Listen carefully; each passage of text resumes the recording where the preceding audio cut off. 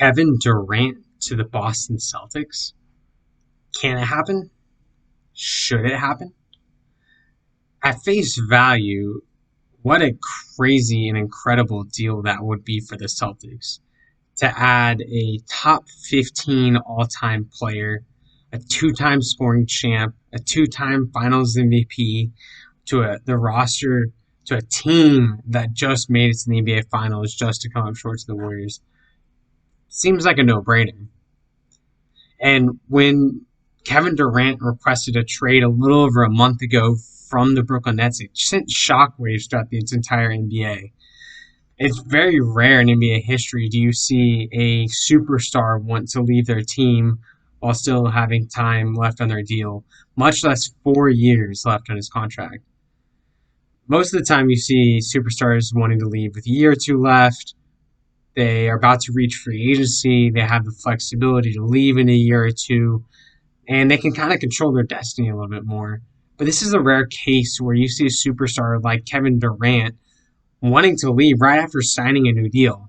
Lest we forget, last year, Kevin Durant actually signed an extension with the Nets that kept him in Brooklyn for another 4 years past this season.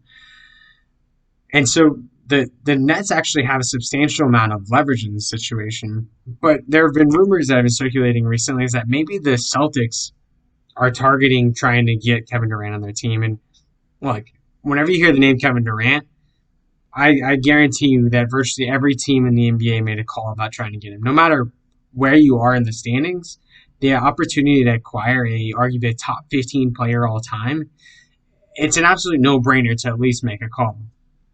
Now, do a lot of these teams have the assets to make it happen? Maybe not, and that's where the trouble lies.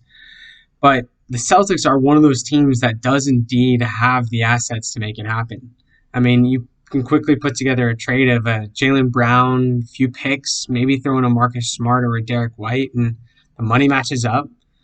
The Nets get back the all-star that they've been looking for. The Jaylen Brown's only made one all-star team, and they get back a few picks. And at face value, it seems like it makes a ton of sense. I mean, for the Celtics, they made it to the finals. It seemed you could make the argument a couple different ways that either this was an incredible run that they're going to sustain for many years into the future, or it was a little fluky. I mean, you could look at it from the standpoint of, hey, Chris Middleton never gets hurt. Maybe Boston loses in the second round, and it's another disappointing season for the Celtics. But that's not what happened.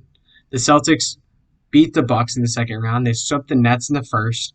They survived against the Heat in the conference finals, though Jimmy Butler almost single-handedly won that series for the Heat.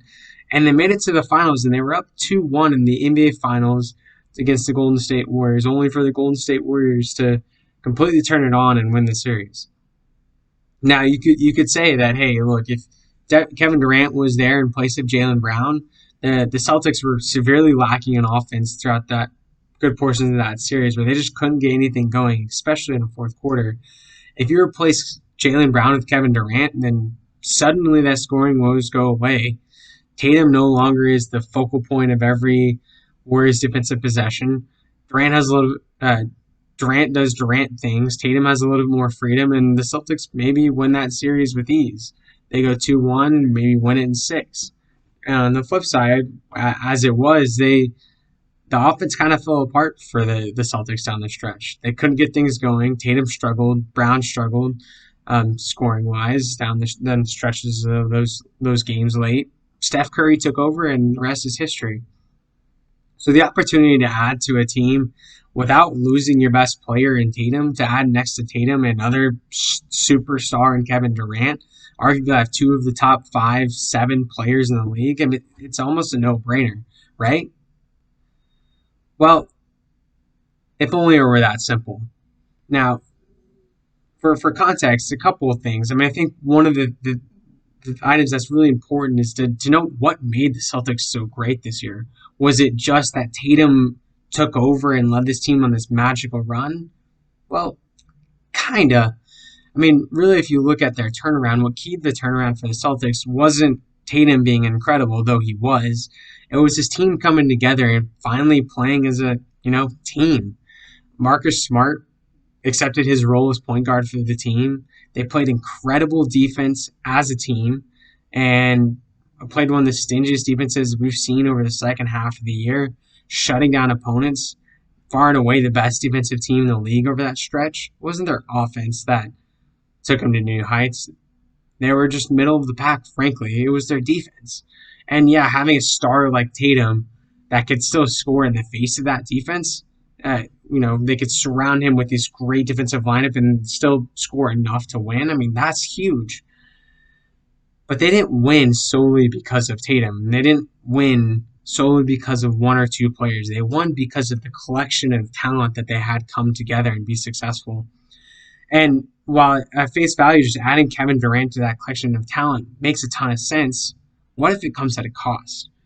Now, specifically, Jaylen Brown and Tatum, while they have gone through the growing pains of playing together throughout their careers, they really showed this year that they could play off each other. They figured out how to do the little 1-2 punch to balance the yin and the yang, Jaylen knowing when to attack and Jason knowing when it was his turn, and really learning to play off of each other. That's something that they found this year. And both those guys are young, under 25, burgeoning stars. And you figure that if the Durant trade's made, Brown's got to be included in that. And then it goes to further than that. What else is required to get Durant to the Celtics? Does it cost a Derek White? Well, if it's just Derek White and Jaylen Brown, then maybe you do that trade. Maybe you say, basically we see this, we get Brogdon to replace White, we get Durant to replace Brown, and all of a sudden we feel like we've upgraded 2 spots, and now we're a better team next year. But what if the Nets say, no, we won't take White, we need Smart? Well, I mean, if you trade, then you look at it, if you trade Brown and you trade Smart at the same time, then you basically lose the entire defensive identity of your team. And yes, Jaylen Brown is great, but then you're also asking a team to give up the reigning Defensive Player of the Year. And I know there were some arguments of whether he truly should have been the Defensive Player of the Year. But that being said, this team found their identity in defense, and losing 2 of your best defenders to add Kevin Durant, is this going to be the same team next year? And so I think on the surface, Durant solves a lot of the problems for the Celtics. They struggle to score down the stretch, and he's arguably one of the clutchest scorers that we've seen in the game over the last 15, 20 years. He hit clutch bucket after clutch bucket in those Warriors title runs. He nearly single-handedly willed the Nets past the Bucks a couple of years ago.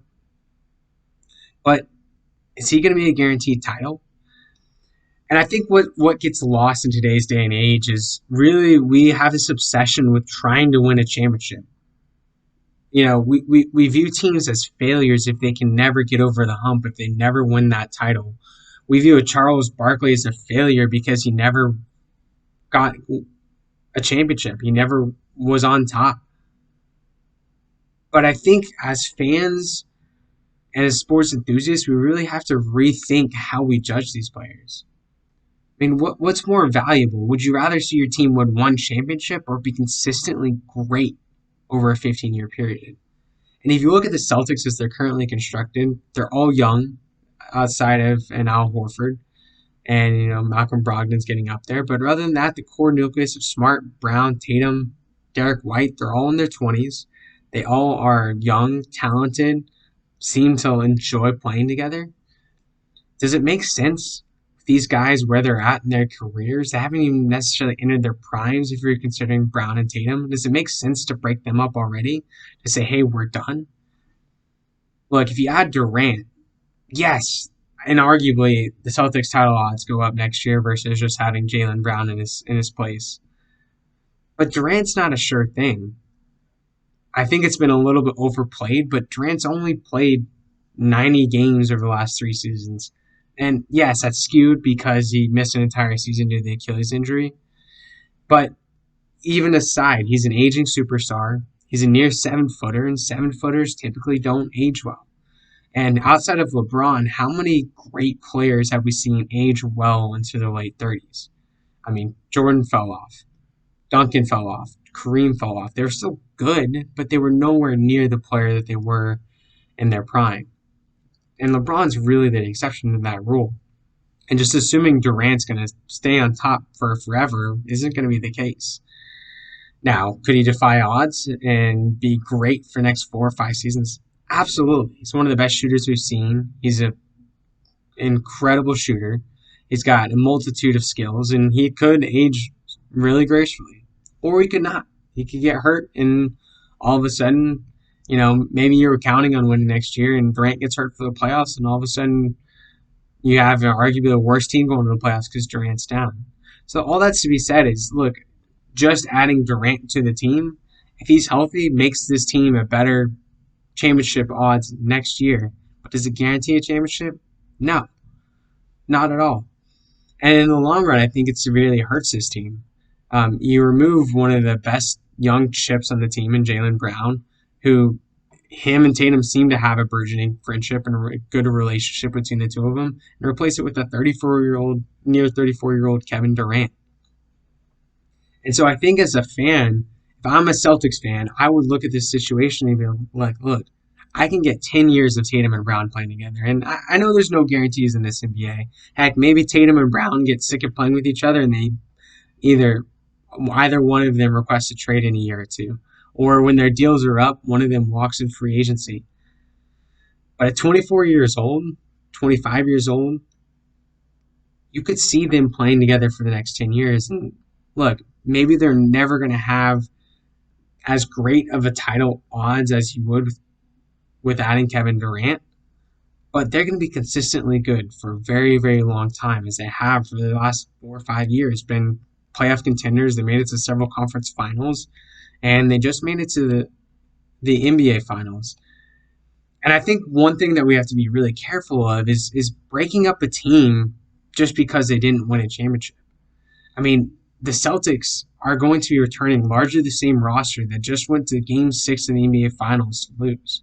Is that really a team worth breaking up? I mean, can you imagine if that 2013 Spurs team, after losing to the Heat in Game 7 of the Finals, just said, hey, we're done, we're going to blow it up, we're going to try and just pull in another superstar? We would have missed out on one of the greatest finals runs we've seen. Or maybe after Durant left in free agency, the Warriors had just said, hey, we're going to blow it up, we're going to trade Curry, Thompson, Draymond, and just restart. We wouldn't have seen this great 2022 finals run by the Warriors. So I think it's important that we don't overreact to a handful of games, that we don't give up on a team prematurely. The Celtics' 2 stars in Brown and Tatum haven't even entered their primes, arguably. Let's let this play out and see what happens. So if I'm the Celtics, yes, the allure of Kevin Durant is incredible. An MVP, top 15 player all time, 2-time finals MVP, 2-time scoring champ, one of the greatest scorers you've seen, lethal shooter. It's enticing. You look at it and you say, I want that guy on my team. And yeah, so would I. But not at the expense of Tatum and not at the expense of Brown. Yeah, give those guys a shot. And Boston, appreciate what you got.